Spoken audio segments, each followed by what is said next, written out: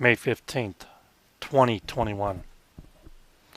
Well, if you look at this show here, this is a sci-fi film that was recently released in 2021. There was a big nuclear war, and the skies are poisoned, and people were forced into domiciles for one person per domicile. For 9 years, they spent this time not speaking to another human being, but just using text. And they played video games, and they had to work a job. For instance, like being a front end loader, where they would scoop up dirt on a mine all day long and shove it into the machine so it could be processed. They had no physical contact with anybody else. They could only text. They could play video games. And they had no job opportunities other than the ones that were given to them. And if they did not do what they were told to do for compensation, they were fired. But nobody was fired because everybody agreed and complied to be in these domiciles, safe from the outside world. Then one night, a star came by, a meteorite, and knocked out the grid on one of the domiciles. And this young man walked out of it after 30 days when the batteries ran down and went out to the wilderness. There he found normal people living in the aftermath of the lie of a poisoned world of the outside atmosphere.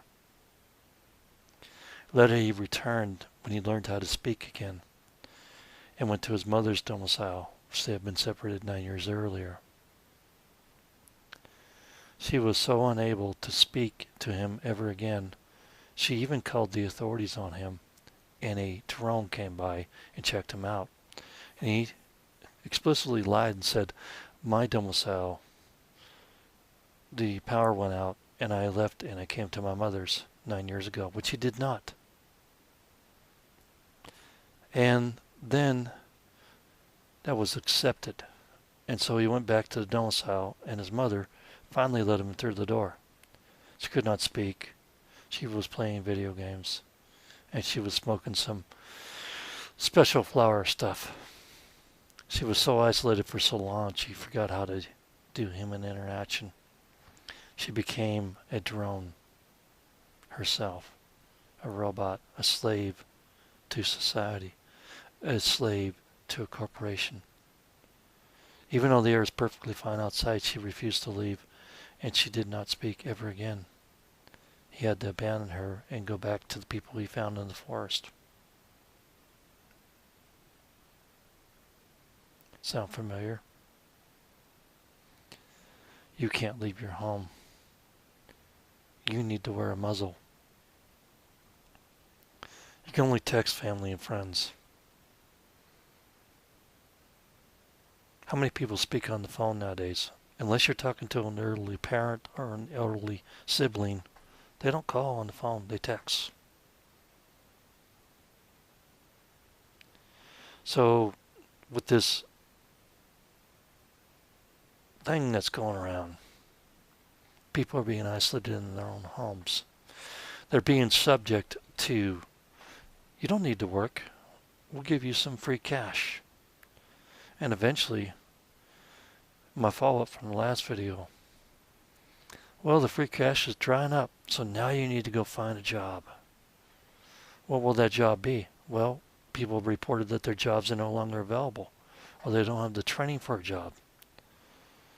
And then it was politely suggested, well, you could spend all that money and retrain people and send them to a center to learn how to work in a job.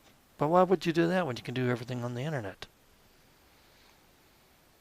That was the missing point that I found on somebody's argument today on one of their videos, and I won't mention their name. How long before you become a prisoner? Remember the Olympics? What did they call that? The Stockholm Syndrome? How long before you become a victim of the Stockholm Syndrome?